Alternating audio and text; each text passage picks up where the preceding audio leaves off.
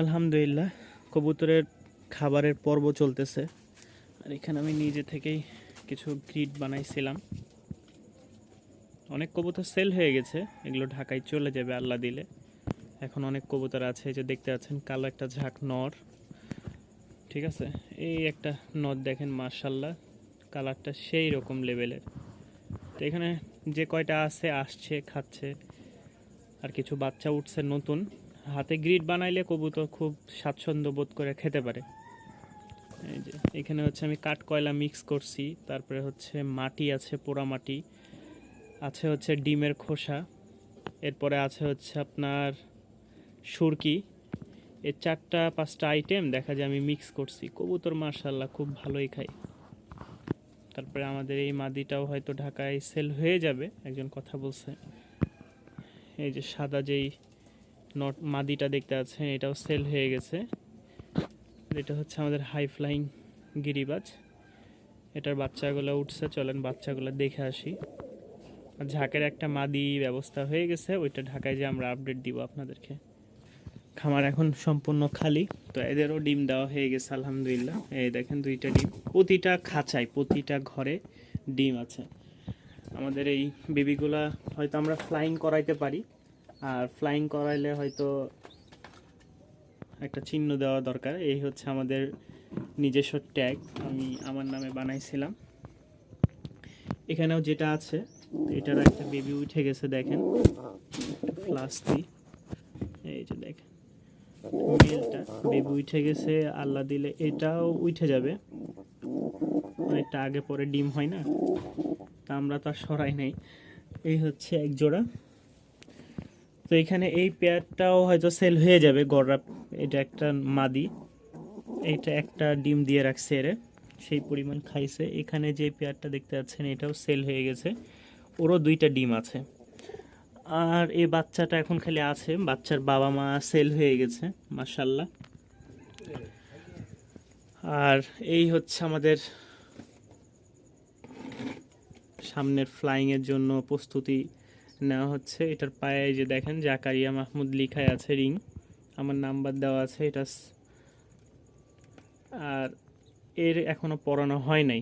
তো এই 2টা হচ্ছে আমাদের হাই ফ্লাইং গিরিবাজের বাচ্চা। আমাদের দেখা যায় প্রায় সময় ঝড়ঝাপটা থাকেই।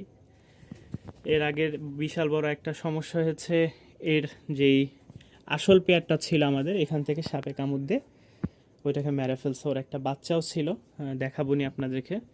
তো আমাদের ব্রেডের মধ্যে এই এক জোড়া বাচ্চা আর এই এক জোড়া, এই 2 জোড়া ভালো মানের বাচ্চা আমাদের রেডি হচ্ছে। এছাড়া আমাদের আর কোনো কবুতর এখন রেডি করি নাই, আর যেগুলো আছে এগুলো টুকটাক জোড়া দেওয়া ছিল। সেম এরকম একটা নর আমরা ব্যবস্থা করছি, এক কাস্টমার আমাদের কাছে চেয়েছিল তার জন্য। আর এখন খালি এই জোড়াটা আছে, প্লাস হচ্ছে এই পেয়ারটা আছে, সাথে এখানে এক জোড়া আছে। এই যে দেখেন মার্শাল্লাহ, এখানে একটু দেখলে হয়তো বুঝতে পারবেন। আয় আয় আয়, এগুলো হচ্ছে সবসময় ছাড়া থাকে, যার কারণে এই একটা মাদি মাশাল্লাহ খুব সুন্দর ডিম বাচ্চা করে, হাই ফ্লাইং গিরিবাজ। এই যে এটা হচ্ছে, এই যে দেখেন ওদের বাচ্চা এখনো বড়ই হয় নাই, মাদি ডিমের জন্য খুব ইয়া করতেছে।